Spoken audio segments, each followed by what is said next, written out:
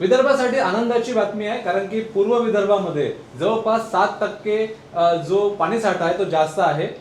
पाणी पिण्यासाठी मुबलक प्रमाणात आहे आणि सप्टेंबरपर्यंत पाणी पोहोचवायचं आहे, कारण की अल निनो ज्या पद्धतीनं सक्रिय होणार असल्याच्या बातम्या यापूर्वी आल्या होत्या आणि सरकार कामाला लागलं होतं. या संदर्भात बोलण्यासाठी सरकारनं काय नियोजन केलं आहे, आशिष जयस्वाल माझ्यासोबत आहेत, कृषी राज्यमंत्री आहेत आणि अर्थ नियोजन त्यांच्याकडे आहे. ज्या पद्धतीनं चीफ सेक्रेटरीने एक बैठक घेतली होती, त्या बैठकीमध्ये सांगण्यात आलं की विदर्भामध्ये, पूर्व विदर्भामध्ये गोसेखुर्द आणि सर्व 7% पाणीसाठा जास्त आहे आजच्या तारखेत. हे बघा, आता जर आपण विचार केला तर पूर्णपणे एल निनोच्या संभाव्य संकटाचा सामना करण्यासाठी राज्य सरकारने, माननीय मुख्यमंत्री महोदयाने बैठक घेतली, सचिवांनी घेतली, आम्ही देखील प्रत्येक जिल्ह्याला बैठक घेतली. आणि मागच्या वर्षी आम्ही पाणीसाठा आता दरवर्षीच आपण कॅरीओव्हर करत आहोत. हे कॅरीओव्हर केल्यामुळे दरवर्षी कुठल्या पद्धतीची अशी परिस्थिती निर्माण झाली तर त्याला सामना करण्यासाठी आपण सज्ज असतो. पूर्वी SOP काय होती, पूर्वी धरणाचं पाणी वाचून ठेवू नये तर तो पाण्यासारखा राष्ट्रीय संपत्तीचा नाश होतो, अशा पद्धतीची धारणा होती. परंतु प्रत्यक्षात काटकसरीने वापर करू दरवर्षी आता पेशसारख्या प्रकल्पामध्ये देखील दरवर्षी आम्ही कॅरीओव्हर करत होतो आणि गोसीखुर्दमध्ये देखील कॅरीओव्हर आहे. दर 10 वर्षांनी 1 वर्ष हा लीन इयर असतो, ज्याच्यामध्ये खूप पाऊस कमी पडतो. असं 2017ला झालं होतं आणि यावर्षी आता ते अपेक्षित आहे. परंतु कुठलंही संकट आलं तरी देशाच्या जनतेने जर शासनाला सहकार्य केलं तर काटकसरीनं वापर केला तर अशा सर्व संकटाचा आपण सामना करू शकतो. संकटं येतात, परंतु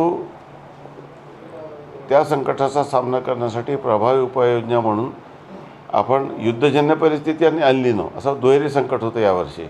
या दोन्ही परिस्थितीसाठी राज्य शासनाने योग्य ती व्यवस्था केलेली आहे आणि पाण्याचा साठा हा या जिल्ह्यात आणि विदर्भात मोठ्या प्रमाणामध्ये कॅरीओव्हर असल्यामुळे ती परिस्थिती कदाचित 2017 सारखी राहणार नाही. परंतु एक बाब मात्र निश्चित आहे की पावसामध्ये गॅप पडू शकतो आणि म्हणून कुठल्याही पद्धतीचं शेतकऱ्यांवर संकट येऊ शकतो हे देखील शक्यता नाकारता येत नाही.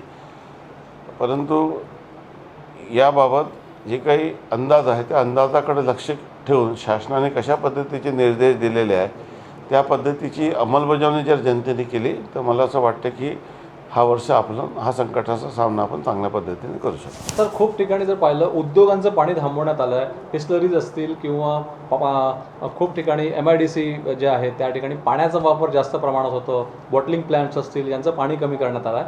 हे या संदर्भामध्ये काय सांगण्यात आलं आहे सरकारच्या वतीनं, हे नॉर्मलाइज केलं केव्हा जाईल? प्रत्येक धरणामध्ये सेक्टरल अलोकेशन करण्यात आले आहे.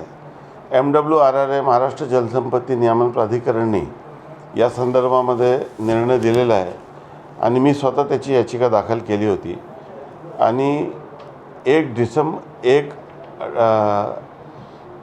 डिसेंबरला 2018ला त्याचा GR निघालेला आहे. साधारणतः धरणामध्ये पिण्याचं पाण्याचं आरक्षण, उद्योगाचं आरक्षण आणि पिण्याचं आरक्षण हा वेगवेगळ्या पद्धतीनं असतो.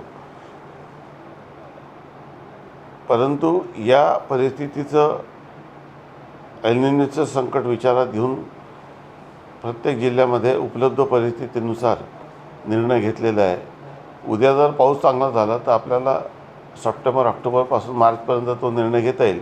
परंतु यदाकदाचित जर पाऊस कमी आला एखाद्या जिल्ह्यात, आता शेवटी अंदाज असतो, त्या अंदाजाच्या बरोबरच पाऊस येईल असं काही सांगता येत नाही.